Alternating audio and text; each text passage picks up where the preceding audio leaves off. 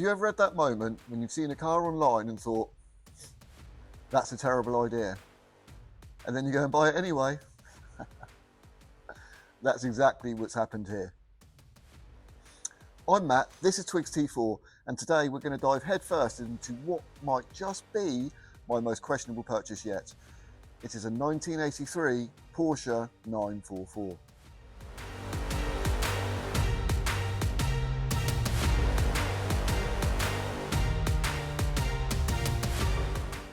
But not all is as it seems.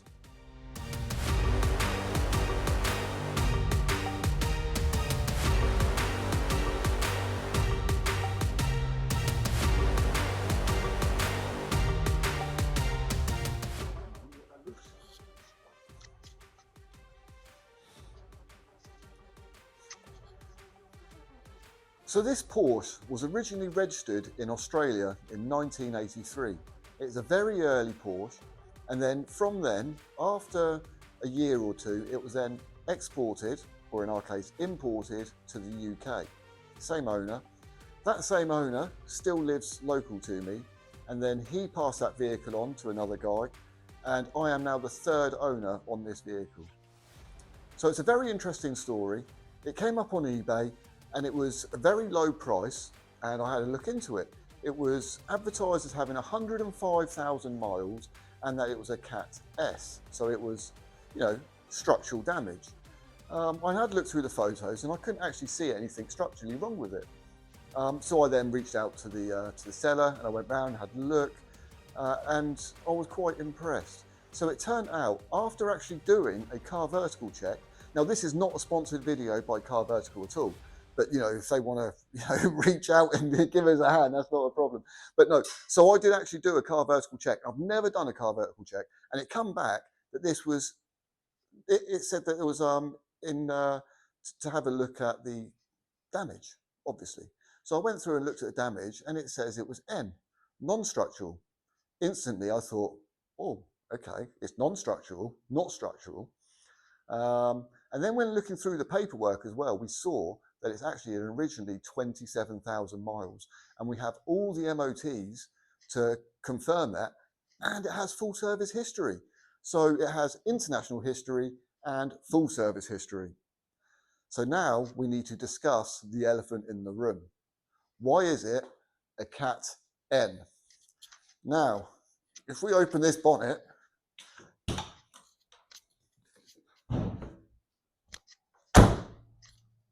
and you'll notice straight away, everything opens and closes absolutely lovely. It's this car has been really loved and really well looked after, but it's just had an unfortunate incident. So when we look at it originally, it looks really, really quite bad. However, we do have my very good colleague who's going to jump on very shortly. I don't know whether he's going to be chatting or not. It's a bit, but he's going to help because he's the auto electrician. He's really good at his job. So we need to strip everything out and then go from there. So with me being the third owner, this only having 27,000 miles, I think it's definitely a risk worth taking. So that is what we're going to do. A plan of action? Well, we haven't really made one yet because you're in exactly the same situation as I am at the moment. This is the first time that this is as far as we've got. I picked it up, took it home, gave it a wash. So we're all in the same boat. But yeah, we'll have a quick look around, and then from there, we'll start making a plan of action, because it's such a lovely car. Everything opens perfectly. It's got lovely seats. Unfortunately, we do need to get this seat sorted out. This seat's got a couple of tears in it. The driver's seat is surprisingly perfect, apart from it's being faded a little bit from the sun fade. It's an amazing purchase. Lovely. Right, so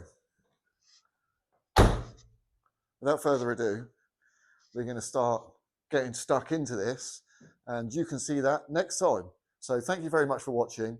Take care, stay safe, and God bless.